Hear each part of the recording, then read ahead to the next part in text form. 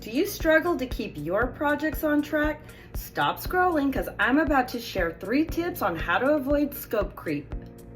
Project scope is all the required work that must be completed to deliver a project successfully. And while we understand that change happens, as a project manager, we must make sure that we are managing that scope so that we do not have scope creep. The project scope is going to help everyone involved understand what needs to be done and what work is included in the project and what work is excluded from the project. Tip number 1 to avoid scope creep is you want to set clear boundaries. What do I mean by this?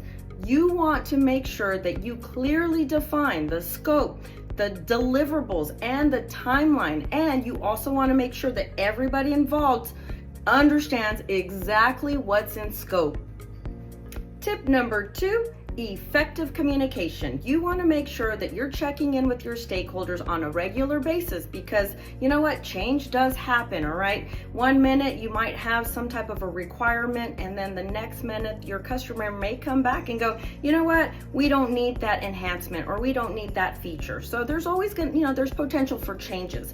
Anytime there is change to a project, you need to clearly assess the changes to see what those impacts are going to be because tip number 3, you want to implement a change control process. So most companies already have some type of a formal process to evaluate and approve these types of changes. So anytime that you have a project change request and especially if it's going to impact your schedule or your budget, you kick that over to the steering committee or to your At the end of the day, it is the project manager's responsibility to make sure that that project comes in on time and within budget. So let me ask, do you have advice on how to keep your projects on track?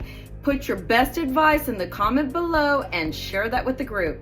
Also, I'm launching a project management course for beginners in September. So if you're interested in that course, go ahead and drop PM Pro in the comments and I will send you a link so that we can add you to the wait list. Guys, I hope you found this information helpful. And as always, please like, share, and follow for more project management tips. Thanks.